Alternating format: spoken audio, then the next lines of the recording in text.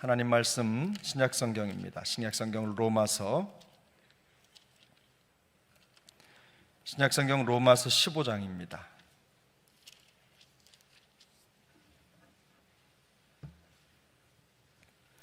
로마서 15장 4절, 5절, 6절 세 절 말씀인데요. 우리 세 절 말씀을 한 목소리로 함께 읽도록 하겠습니다. 로마서 15장 4절, 5절, 6절 신약성경 260면쯤 됩니다. 260면. 로마서 15장 4절, 5절, 6절 함께 읽습니다. 무엇이든지 전에 기록된 바는 우리의 교훈을 위하여 기록된 것이니 우리로 하여금 인내로 또는 성경의 위로로 소망을 가지게 함이니라. 이제 인내와 위로의 하나님이 너희로 그리스도 예수를 본받아 서로 뜻이 같게 하여 주사 한 마음과 한 입으로 하나님 곧 우리 주 예수 그리스도의 아버지께 영광을 돌리게 하려 하노라. 아멘. 우리 한 번 더 읽습니다. 무엇이든지 전에 기록된 바는 우리의 교훈을 위하여 기록된 것이니 우리로 하여금 인내로 또는 성경의 위로로 소망을 가지게 함이니라. 이제 인내로 위로의 본받아 서로 뜻이 같게 하여 주사 한 마음과 한 뜻으로 하나님 곧 우리 주 예수 그리스도의 아버지께 영광을 돌리게 하려 하노라. 아멘. 죄송합니다. 제가 한자 틀렸습니다. 오늘 말씀의 제목은 우리에게 성경을 주신 목적입니다. 우리에게 성경을 주신 목적.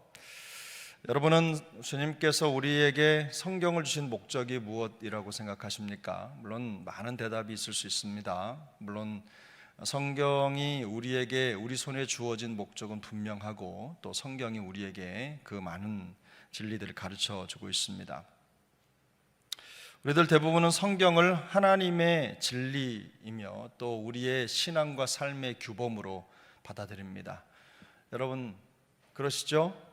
여러분 아멘이시죠? 네, 성경을 믿고 받아들입니다. 아마 우리 중에 단 한 사람도 성경을 우리의 신앙과 삶의 규범으로 믿지 않는 사람은 성도님은 없을 것입니다. 그렇다면 여러분은 여러분의 인생의 여정에 무엇으로 가장 큰 영향을 받으면서 살아가십니까?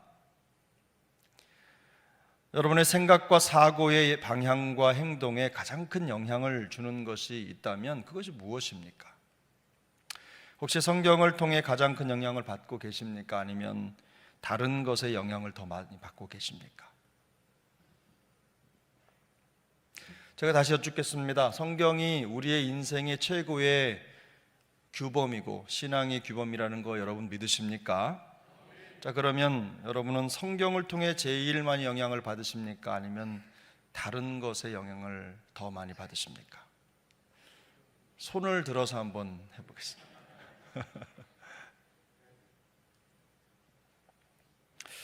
오늘 우리 본문은 성도가 무엇으로 영향을 받으며 살아야 하는가에 대한 해답을 명확하게 제공합니다. 로마서가 기록될 당시에는 로마 황제의 영향력이 가장 막강한 시대였습니다. 당시 교회 역시 마찬가지였습니다. 예외가 아닙니다. 초대교회 성도들은 로마의 황제가 아니라 예수님을 신으로 믿고 예수님께 헌신하는 것 때문에 온갖 고초를 겪었습니다. 그런데 그것보다 더 큰 문제는 사실상 그게 아닙니다. 교회의 내부 분열이었어요. 로마 교회는 유대인과 이방인이 함께 섞여서 한 공동체를 이루고 있었습니다. 그런데 이 교회의 성도 구성이 교회가 하나 되지 못하게 하는 이유가 되었습니다.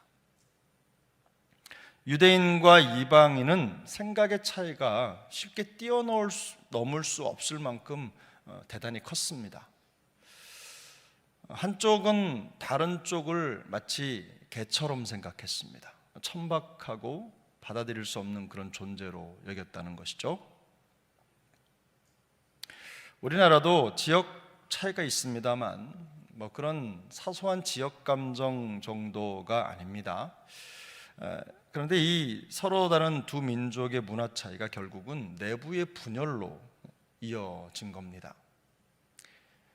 서로 하나가 되어서 외부로부터 밀려 들어오는 공격을, 시련을 이겨내기에도 벅찬 상황인데도 불구하고 좀처럼 하나가 되지 못했습니다. 지금 우리나라 정치가 급판이죠. 세계 경제의 공격, 또 정세 변화에 반응하고 또 함께 나라를 지켜내야 될 여야가 그런 건 안중에도 없고 머리를 뒤밀고 싸우고 있어요.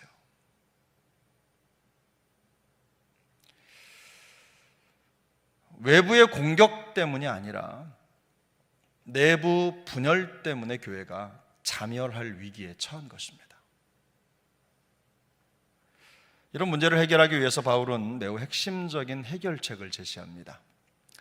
오늘 본문에서 바울은 교회가 하나 되기 위한 한 가지 중요한 원리를 제공하고 이 원리가 그 교회 안에서 잘 작동되기를 바라는 마음으로 간절하게 기도합니다. 그래서 4절은 그 해결책을 보여주고 5절, 6절은 그 내용에 대한 기도입니다.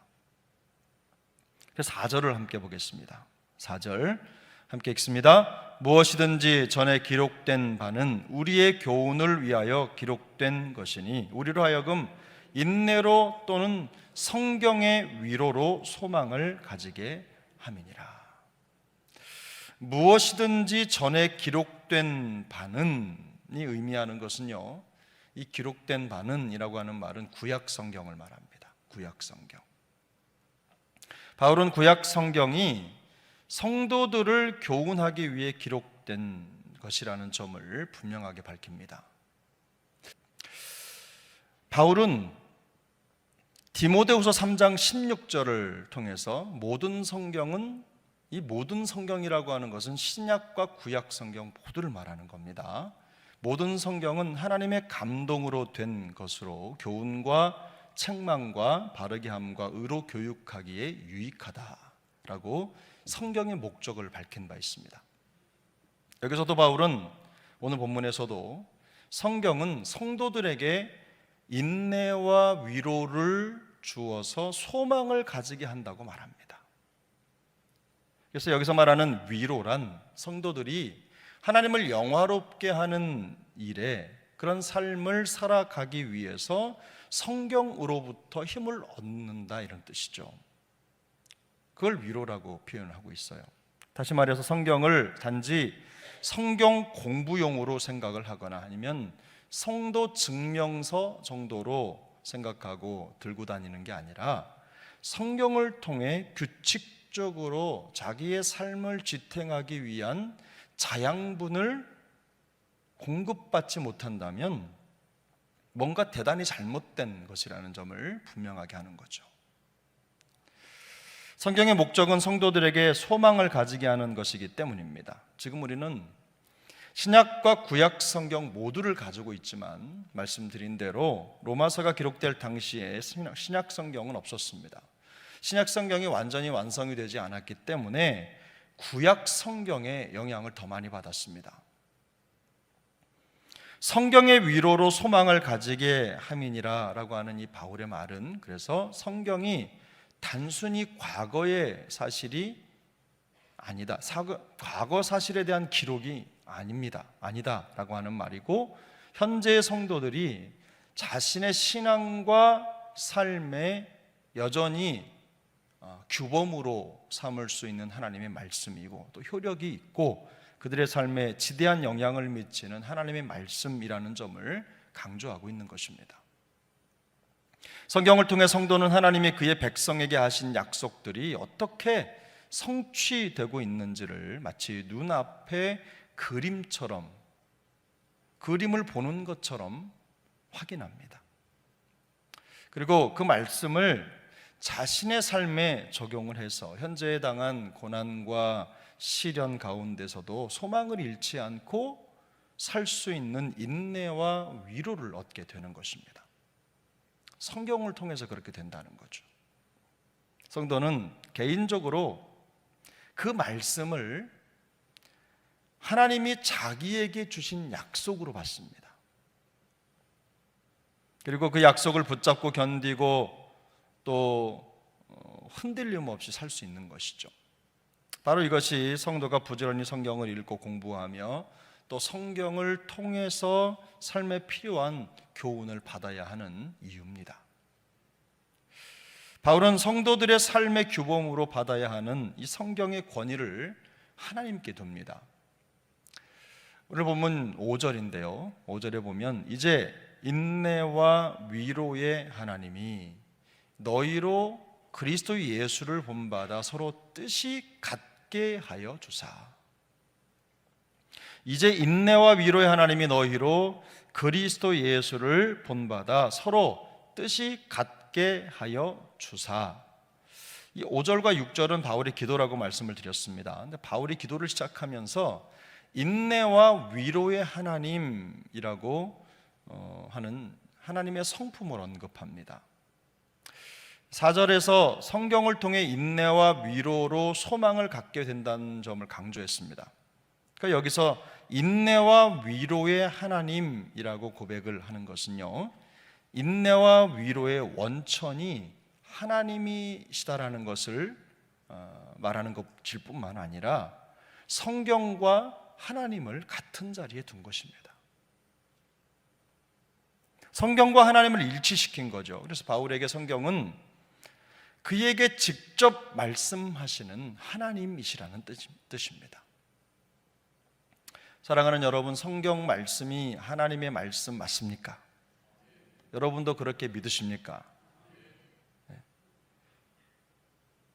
바울이 성경과 하나님을 같은 자리에 두는 이유는요, 하나님은 많은 경우에 성경을 통해 일하시고 말씀하신다는 것을 성도들에게 알려주기 위함입니다. 이어지는 기도의 제목이 성도들로 하여금 성경 중심으로 조화를 이루며 하나가 되게 해달라는 것입니다. 그는 성도들이 그리스도 예수를 본받아 서로 뜻이 같게 하여 주시기를 간절하게 기도했습니다. 여기서 뜻이라고 하는 것은요, 사람 몸속에 있는 그 횡격막이라고 하는 그 단어입니다. 그 단어의 어원이죠. 횡격막. 횡격막이 뭐냐면 우리 여러분 찬양할 때 숨을 이렇게 쉬면 안에서 막이 이렇게 내려가서 우리 안에 공기를 이렇게 저장을 하거든요. 그렇게 하면서 우리의 호흡을 조절하는 근육이 있어요. 갈비뼈 밑으로, 배 안에. 근데 그 근육을 나타내는 말이 요 말이에요. 뜻이라는. 근데 뭐냐면 호흡을 결정하고 조절을 하는 거죠. 그래서 다시 말하면 서로 뜻이 같게 해달라는 것은요, 성도의 행동을 조절하고 결정하는 생각과 인격이 같은 기준을 따라야 된다는 걸 말하는 거예요. 그러니까 성경은 처음부터 끝까지 예수 그리스도와 그분의 인격을 품고 있습니다. 우리가 성경을 읽고 듣는다는 것은 예수님의 말씀을 읽고 듣는 것을 의미합니다. 여러분 믿습니까? 예수라고 하는 말을 사용하지 않아도, 어제도 우리 신 목사님이 수요일 저녁에 룻기를 설교를 했는데, 룻기에 예수라는 말이 나옵니까? 한마디도 안 나오죠. 그런데 그게 예수님의 말씀이에요.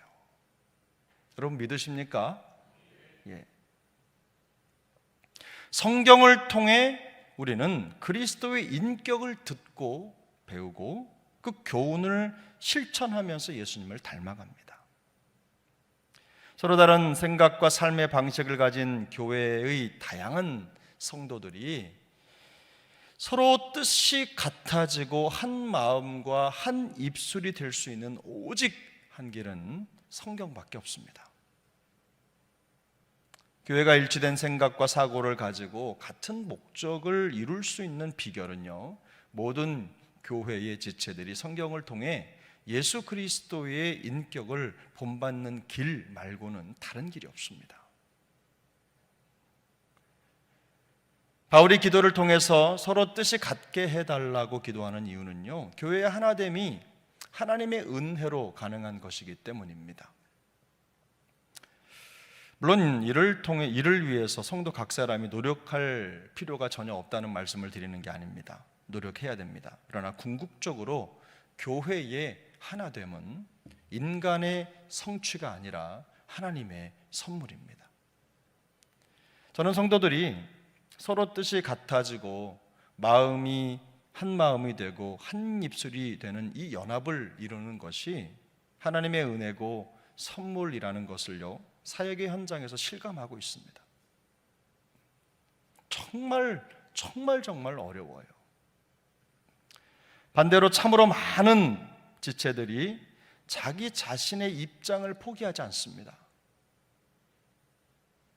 우리가 처음에 설교를 시작하면서 하나님의 말씀을 내 신앙과 삶의 최고의 규범으로 받아들이고 믿는다고 고백을 하지만 항상 내 생각과 입장이 꺾이는 게 아니라 말씀이 꺾여요. 그래서 예수를 본받아라고 하는 이 바울의 표현은요, 그리스도의 뜻을 따라라는 말로 번역을 할 수가 있어요. 그리스도의 뜻을 따라. 그래서 우리는 성경을 읽으면서 예수님처럼 되기 위해서 지금 당장 이스라엘의 갈릴리 근처에 그 동네에 갈 필요가 없는 거죠. 왜 그렇습니까? 성경이 우리에게 그걸 말씀하는 게 아니죠. 우리에게 주님 말씀을 듣기 위해서 지금 나사렛, 가버나움 어디든 가서 거기 가서 주님의 말씀을 들어야 되는 게 아니잖아요. 우리는 다 알아요. 우리는 성경을 하나님의 말씀으로 받고 그 말씀을 해석해서 진리의 가르침을 우리의 것으로 받습니다. 성경에 쓰여 있는 글자 그대로도 하나님의 말씀이지만 바르게 해석된 성경의 메시지도 하나님의 말씀입니다. 여러분 이거 믿으십니까? 믿으십니까? 실제로 바울이나 여러 성경의 저자들이요, 기록한 성경은요, 진리 그대로를 기록도 했지만 말씀하신 것을 자기의 해석을 거기에 달았습니다. 진리에 대한 해석이 포함되어 있어요, 성경 안에는. 우리는 그것을 사람의 말로 받지 않고 하나님의 말씀으로 받습니다. 교회 성도들이 성경으로부터 얻은 진리를 중심으로 서로 뜻을 같게 하여 추구하는 목적은 오직 하나입니다. 6절을 보겠습니다. 오늘 본문 6절 함께 읽습니다. 한 마음과 한 입으로 하나님 곧 우리 주 예수 그리스도의 아버지께 영광을 돌리게 하려 하노라. 한 가지 목적이 무엇입니까? 하나님께 영광을 돌리는 겁니다. 바울은 유대인과 이방인이 서로의 입장차를 줄이지 못하고 있다는 로마 교회의 소식을 들었을 때 마음이 많이 무거웠습니다. 많이 힘들었죠. 같은 성경을 읽으면서 같은 주님의 인격을 바라보고 모두가 똑같이 주님의 뜻을 바라보고 있다고 말하면서도 자신의 입장에 대해서 한 발자국도 물러서지 않는 것이 분명 정상이 아닙니다. 정상이 아닌 거죠. 로마 교회 안에 공존하던 유대인과 이방인이 서로 뜻을 같이 하여 하나가 되어야 되는 것은요, 그들 자신을 위한 게 아닙니다. 여러분, 우리가 많은 경우에 이런 말 많이 할 겁니다. 교회가 평화로워야 교회 오면 은혜가 되고, 또 교회가 편안해야 신앙생활하는 맛이 난다. 여러분 그렇게 생각하시죠? 여러분 그렇게 생각하시죠? 누구 좋으라고? 그게 물론 다 포함이 됐을 겁니다. 내가 불편하다는 말이잖아요. 내가 불편하다는 말이에요. 그런데 교회가 하나됨을 추구하고 평화를 추구하고 연합을 추구하는 것은요, 내 유익을 위해서가 아닙니다. 1차적으로는. 우리가 평화롭게 함께 공존하기 위해서 하나가 되어야 되는 게 아니에요. 이런 인간적인 목적은 다 부수적인 것들이에요. 교회 안에 있는 모든 지체가 하나가 되어 연합을 이루어야 되는 목적은 오직 하나님께 영광을 돌리기 위해서입니다. 그게 되면 나머지 것들이 따라오는 거죠. 그래서 교회가 연합이 안 되고 뭔가 안 되면 그걸 위해서 내가 무엇을 할 수 있을지를 고민하는 게, 그게 하나님의 영광을 바라보는 사람의 태도입니다. 그걸 위해 내가 뭘 할 수 있을지를 생각하는 거예요. 고민하는 거예요. 여러분, 반대로 말하면 공동체가 서로 뜻이 나뉘어 관계의 균열이 생기면 하나님은 그들을 통해서 영광을 받지 않으십니다. 유대인이든 이방인이든 종이든 혹은 자유인이든 성경의 진리를 중심으로 하나가 돼서 하나님을 찬양하고 예배할 때 하나님은 영광을 받으십니다. 우리 교회가 이렇게 성경으로 하나 될 수 있기를 바랍니다. 예수님의 뜻으로 하나가 될 수 있기를 축복합니다. 우리 안에 역사하시는 성령의 생각으로 연합하는 교회가 될 수 있기를 예수님의 이름으로 축복합니다. 바울은요, 오늘 본문에서 교회가 하나님께 영광을 돌리는 것이라는 이 공동의 목적을 중심으로 연합하게 해달라고 간절하게 기도를 했습니다. 바울이 성경이 주는 소망으로 인해 인내와 위로를 얻고 예수님의 뜻을 중심으로 서로 뜻을 갖게 해달라고 하는, 이렇게 기도하는 이유가 있는데요, 성도들이 다른 것으로부터 영향을 받기보다 성경과 성경이 추구하는 그리스도의 인격의 영향을 받아야 된다는 점을 강조하기 위해서예요. 제가 처음에 질문을 드렸었죠. 여러분은 성경이 그렇게 중요한데 성경의 영향을 더 많이 받으십니까? 아니면 다른 것의 영향을 더 많이 받으십니까? 이렇게 여쭙습니다. 성경의 영향을 나는 제일 많이 받는다. 한번 손 들어보십시오. 의외로 없으시네요. 2번은 안 여쭙겠습니다. 우리는 이미 서로에게 너무 과도한 영향을 받고 있어요. 나 자신에게, 내 자신의 감정과 생각에 너무 많은 영향을 받는 거예요. 말씀의 영향이 아니라, 말씀의 성경의 가르침의 영향을 받는 게 아니라 나 자신 혹은 옆에 있는 지체의 영향을 너무 많이 받고 있는 거예요. 성경의 진리가 가르쳐주고 들려주는 교훈은 항상 고집불통인 우리의 입장과 감정과 생각의 뒤로 밀려나게 마련입니다. 성경은 하나님의 방법으로 하나가 되라고 말씀하시지만 우리는 우리의 방법과 방식을 내려놓는 게 항상 어렵습니다.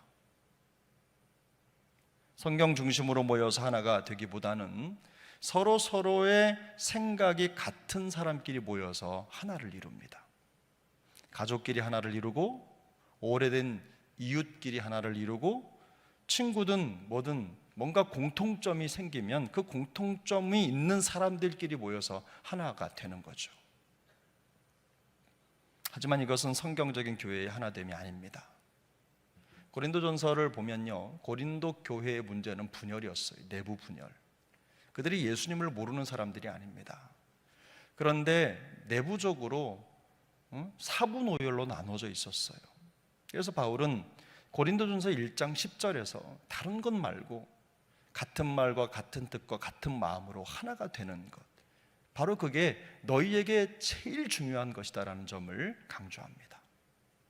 왜냐하면 교회가 그렇게 성경으로, 하나님의 마음으로, 같은 마음으로 하나가 될 때 비로소 세상에서 주님이 주신 귀한 사명을 온전히 감당할 수 있기 때문입니다. 물론 하나가 되어야 된다는 말은요, 우리가 모두가 똑같아져야 된다는 말이 결코 아닙니다. 교회는 하나의 교향악단과 같습니다. 지휘자는 성경의 가르침이고 예수님입니다. 우리는 예수님의 뜻대로 우리가 가진 소리를 내죠. 다른 사람과 보조를 맞추면서 아름다운 하모니를 만들어 가는 겁니다. 물론 불협화음도 날 수 있습니다. 연습을 안 하면 사투리로 삑사리가 나는 거죠. 연습을 해야 됩니다. 연습을 해서 조율을 하고 높이를 맞추고 아름다운 하모니를 만들기 위해서 내가 내 목소리를 내려놓아야 될 때가 한두 번이 아니죠. 같이 노래를 부르다 보면. 그럴 때 우리는 우리 안에 있는 절대 음정을 들을 수 있어야 됩니다. 우리가 내는 소리가 따라야 하는 절대 음정은 우리 안에 있는 예수님의 목소리입니다. 성령님의 목소리입니다. 우리에게 필요한 것은 그 절대 음정을 들을 수 있는 절대 음감입니다. 그 소리를 듣지 못하면 계속해서 자기 소리에 취하는 거예요. 그 소리를 듣지 못하면 끊임없이 이탈이 생기고 불협화음을 만들게 될 것입니다. 우리가 하나의 영적인 교향악단이 돼서 하나님의 영광을 기억하고 그 영광을 노래할 때 우리가 마음속에 기억해야 될 아주 중요한 원리가 있습니다. 바로 이게 이 절대 음감, 절대 음정을 항상 염두에 둬야 된다는 거예요. 우리가 따라야 할 절대 음정, 우리 지휘자가 누군지를 기억하셔야 됩니다. 그리고 여러분, 성경을 통해서 해석된 하나님의 말씀, 그 가르침을 삶 속에 꾸준히 적용하는 연습을 통해서 우리는 좋은 영적인 교향악단의 단원이 될 수 있는 겁니다. 세계적으로 유명한 작곡가 중에 핸델이라고 하는 사람이 있습니다. 그의 본명이 게오르크 프리드리히 핸델인데, 게오르크, 조지라고 하죠. 조지 프리드리히 핸델인데 영어식으로는. 근데 이분이 지금으로부터 400년 전에 태어난 분입니다. 인쇄술이 그렇게 발달되지 않았을 때 손으로 악보를 써서 글을 적으신 분이에요. 얼마 전에 우리 교회가 성탄절에 불렀던 할렐루야가 바로 이분이 작곡한 메시아라고 하는 그 오라토리오의 여러 곡 중에 한 곡입니다. 근데 그 곡을 만들어서 연주할 때 저도 아주 오래전에 지휘를 잠깐 하면서 그 핸델의 메시아에 있는 여러 곡들을 선택해서 불렀더랬습니다. 그러면 지휘자에 따라서 그 해석 방법이 다르죠. 노래의 속도도 달라지고 그 해석, 지휘자가 그 곡을 어떻게 해석을 해서 함께 우리 대원들과 연습을 해서 부르느냐 하는 게 시대마다 달라요. 그런데 똑같은 할렐루야입니다. 똑같은 찬양이고 오래전에 기록된 만들어진 노래지만 현대에 그걸 현대적으로 해석을 해서 부른단 말이죠. 자기 색깔을 가지고 곡을 불러요. 해석을 해서. 그래서 우리는 우리의 절대 음정이 되시는 성경을 정확하게 해석을 해서 한 마음이 돼서 수천 년 전에 기록된 그 진리를 우리의 삶으로 지금 연주를 하면서 하나님의 영광을 드러냅니다.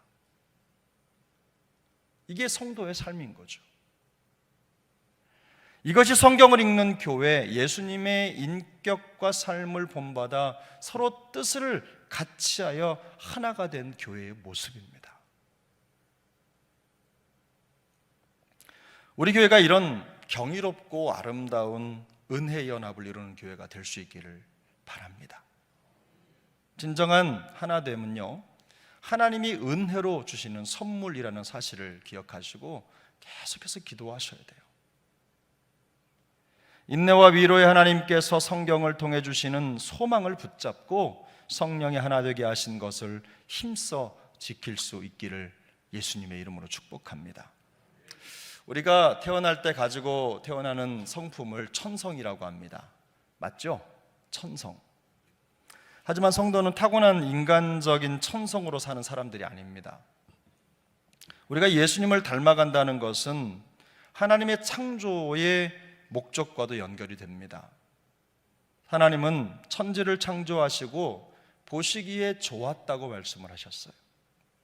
왜냐하면 이 땅의 모든 창조물들이 하나님의 영광을 드러내도록 창조하셨기 때문입니다.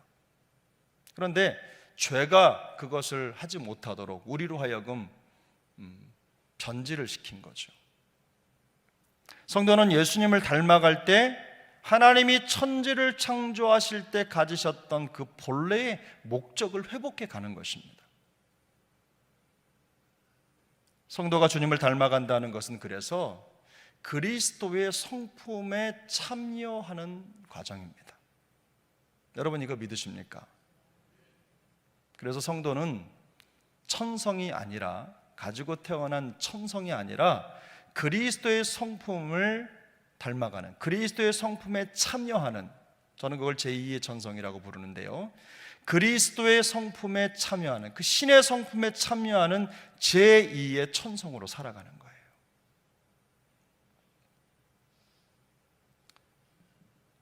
그러므로 우리 교회가, 우리 모든 세종령 식구들이 성경 중심으로 하나가 된 좋은 교회, 좋은 성도가 될 수 있기를 축복합니다. 내 생각과 내 의지로 살아가는 게 아니라 예수님의 성품으로, 또 성경 중심으로 우리의 생각이 고정되길 바라요. 변화되길 바라요. 한 마음 한 입으로 하나님의 영광을 드러내는 경이로운 은혜의 공동체, 경이로운 연합의 공동체, 또 복음의 공동체가 될 수 있기를 예수님의 이름으로 축복합니다.